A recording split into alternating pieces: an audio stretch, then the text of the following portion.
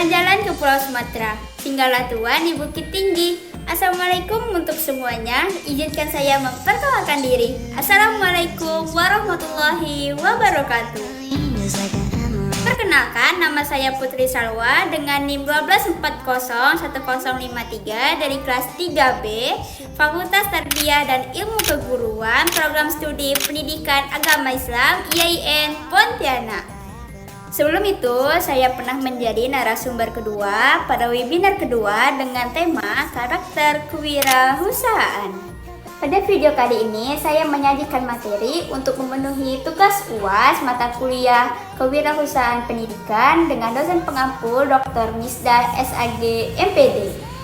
Harapan saya dengan adanya video tugas UAS ini, kita semua dapat memperoleh tambahan wawasan dan pemahaman yang lebih mendalam mengenai dunia kewirausahaan pendidikan. Baiklah, langsung saja kita masuk pertanyaan yang pertama. Nomor 1, jelaskan oleh saudara, urgensi pendidikan kewirausahaan dalam membentuk kemandirian peserta didik. Pendidikan kewirausahaan memiliki urgensi yang sangat penting dalam membentuk kemandirian peserta didik di tengah dinamika kehidupan modern yang penuh tantangan.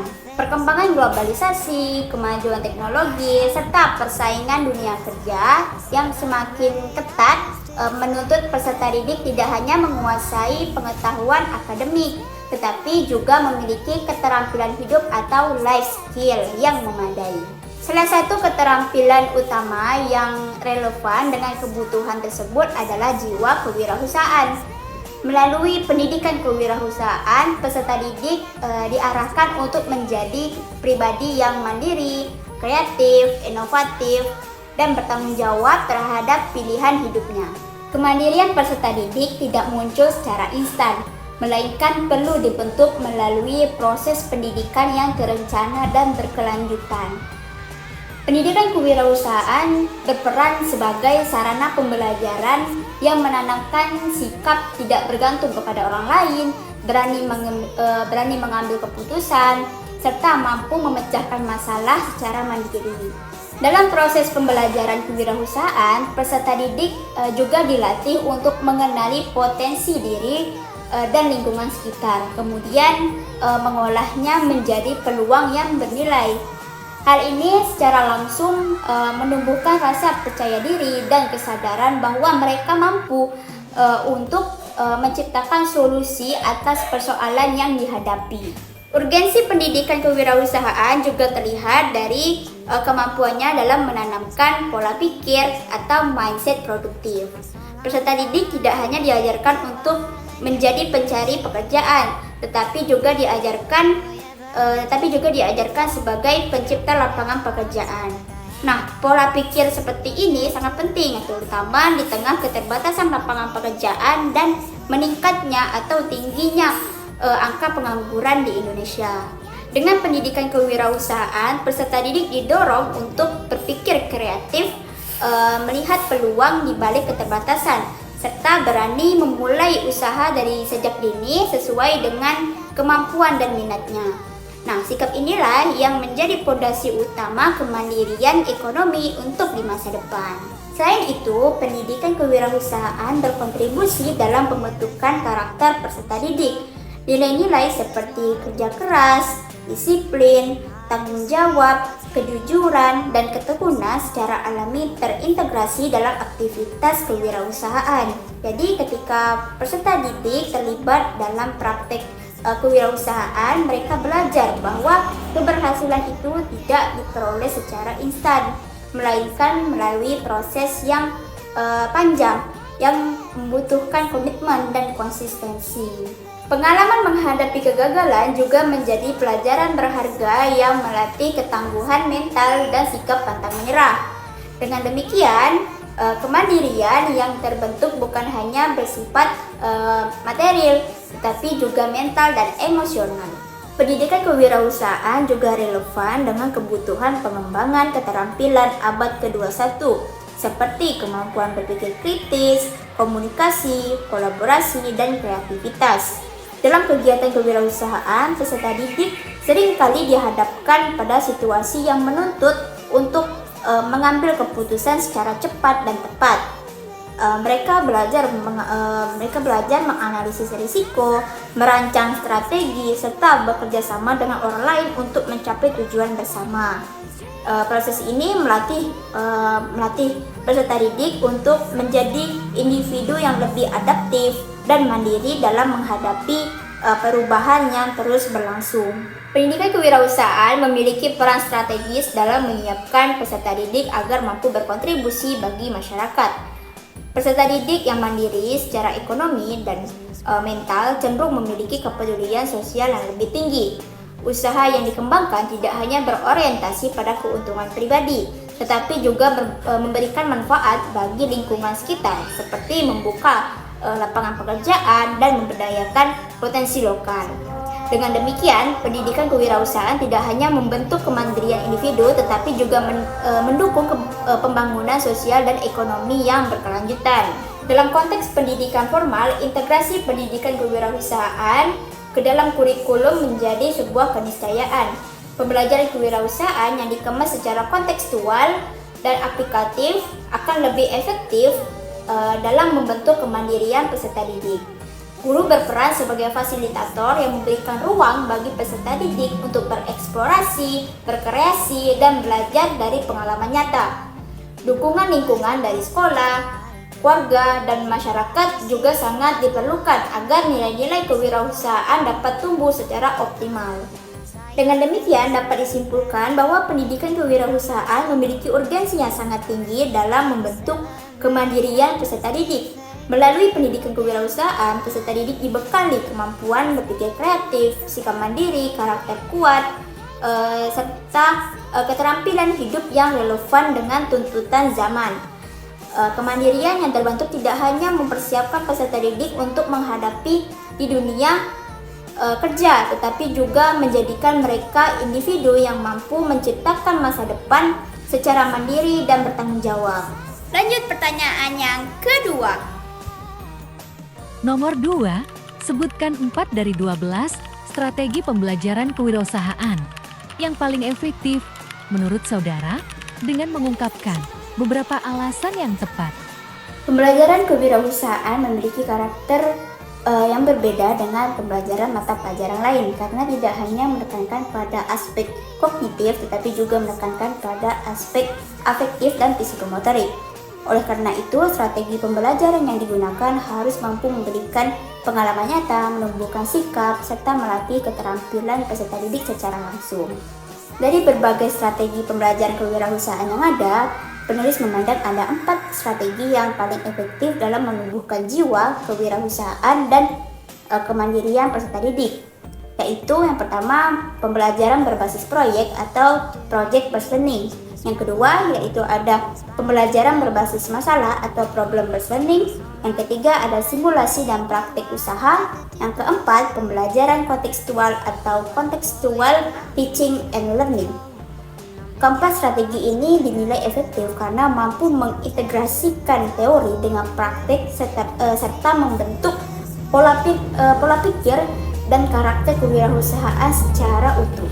Strategi pertama yang dianggap paling efektif adalah pembelajaran berbasis proyek atau project-based learning. Strategi ini menempatkan peserta didik sebagai subjek aktif yang belajar melalui pengerjaan proyek nyata, misalnya merancang produk, membuat rencana bisnis sederhana, hingga memasarkan hasil karya. Melalui pembelajaran berbasis proyek ini, peserta didik tidak hanya memahami konsep kewirausahaan secara teoritis, tetapi juga mengalami langsung proses berwirausaha. Alasan utama efektivitas strategi ini adalah karena peserta didik dilatih untuk merencanakan, melaksanakan, dan mengevaluasi suatu kegiatan secara mandiri. Nah, proses tersebut menumbuhkan sikap tanggung jawab, kerja keras, kreativitas, serta kemampuan dalam mengambil keputusan. Nah, selain itu, pembelajaran berbasis proyek juga melatih kolaborasi dan komunikasi yang merupakan kompetensi penting dalam dunia usaha. Strategi yang kedua yaitu pembelajaran berbasis masalah atau problem-based learning. Dalam strategi ini, peserta didik dihadapkan pada permasalahan nyata yang sering ditemui dalam dunia kewirausahaan, seperti keterbatasan modal, persaingan pasar, atau strategi pemasaran yang kurang efektif. Nah, peserta didik kemudian diminta untuk menganalisis masalah tersebut dan mencari solusi yang paling tepat. Keunggulan strategi ini terletak pada kemampuannya dalam melatih pola pikir kritis dan analitis. Peserta didik tidak hanya menerima informasi dari guru, tetapi aktif menggali pengetahuan, berdiskusi, dan mengemukakan pendapatnya. Hal ini sangat relevan dengan karakter kewirausahaan yang menuntut kemampuan problem solving dan keberanian dalam mengambil risiko. Dengan terbiasa menghadapi masalah, peserta didik akan memiliki mental yang tangguh dan tidak mudah menyerah ketika menghadapi tantangan usaha di dunia nyata. Strategi yang ketiga yaitu simulasi dan praktek usaha. Strategi ini dianggap sangat efektif karena memberikan pengalaman belajar yang mendekati kondisi nyata dunia kewirausahaan. Melalui simulasi, peserta didik dapat berperan sebagai pelaku usaha, konsumen, ataupun investor dalam situasi yang telah dirancang oleh guru. Sementara itu, praktek usaha dapat berupa kegiatan bazar di sekolah, kantin kejujuran, atau usaha kecil yang dikelola secara bersamaan. Alasan utama efektivitas dari strategi ini karena peserta didik belajar melalui pengalaman langsung. Mereka bisa merasakan secara nyata proses produksi, pemasaran, pengelolaan keuangan, hingga interaksi dengan konsumen. Nah, pengalaman tersebut tidak hanya meningkatkan keterampilan teknis kewirausahaan, tetapi juga membentuk sikap percaya diri, tanggung jawab, serta kejujuran. Strategi yang keempat yaitu pembelajaran kontekstual atau contextual teaching and learning. Nah, strategi ini mengaitkan materi kewirausahaan dengan kehidupan nyata peserta didik dan lingkungan sekitarnya. Nah, peserta didik itu diajak untuk mengamati potensi lokal, kebutuhan masyarakat, serta peluang usaha yang ada di sekitar mereka. Pembelajaran kontekstual menjadi efektif karena peserta didik merasa bahwa apa yang mereka pelajari itu memiliki manfaat langsung dalam kehidupan sehari-hari. Hal ini meningkatkan motivasi belajar dan menumbuhkan kesadaran akan peluang usaha di lingkungan terdekat. Selain itu, strategi ini juga menanamkan nilai kepedulian sosial karena peserta didik didorong untuk mengembangkan usaha yang tidak hanya menguntungkan secara ekonomi, tapi juga bermanfaat bagi masyarakat. Lanjutkan dengan pertanyaan yang ketiga. Nomor 3, berikan oleh saudara beberapa contoh wirausaha dalam bidang pendidikan agama Islam dan berikan analisis peluang dan tantangannya. Wirausaha dalam bidang pendidikan agama Islam atau PAI merupakan salah satu bentuk pengembangan usaha yang memiliki nilai strategis, baik dari segi ekonomi maupun sosial keagamaannya. Di tengah arus globalisasi, kemajuan teknologi dan perubahan gaya hidup masyarakat, kebutuhan terhadap pendidikan agama yang berkualitas justru semakin meningkat. Kondisi ini membuka peluang besar bagi lahirnya berbagai bentuk wirausaha PAI yang tidak hanya berorientasi pada keuntungan, tetapi juga berfungsi sebagai sarana dakwah dan pembinaan akhlak. Namun, setiap bentuk wirausaha PAI juga memiliki tantangan yang perlu dianalisis secara cermat agar dapat berkembang secara berkelanjutan. Salah satu contoh wirausaha dalam bidang PAI adalah Lembaga Bimbingan Belajar PAI dan Tahfiz Al-Quran. Usaha ini dapat berupa les privat mengaji, tahsin ataupun tahfiz maupun bimbingan mata pelajaran PAI bagi peserta didik di sekolah. Peluang usaha ini cukup besar karena banyak orang tua yang merasa pendidikan agama di sekolah formal itu masih perlu diperkuat melalui pembelajaran tambahan. Selain itu, meningkatnya minat masyarakat terhadap program tahfiz Al-Quran menjadi peluang tersendiri. Usaha ini relatif fleksibel karena dapat dilakukan secara tatap muka maupun daring dengan modal yang tidak terlalu besar. Namun tantangannya terletak pada kualitas sumber daya manusianya, khususnya ustadz atau pengajarnya yang harus memiliki kompetensi keilmuan dan akhlak yang baik. Di samping itu, kepercayaan masyarakat juga menjadi faktor penting yang harus dibangun melalui konsistensi dan profesionalitas layanan. Contoh wirausaha PAI lainnya adalah pengembangan media dan konten edukasi PAI berbasis digital. Bentuk usaha ini meliputi pembuatan aplikasi pembelajaran PAI, YouTube edukasi Islam, podcast dakwah, serta konten PAI di media sosial. Nah, peluang ini sangat besar seiring dengan tingginya penggunaan internet dan ketertarikan generasi muda terhadap media sosial dan media digital.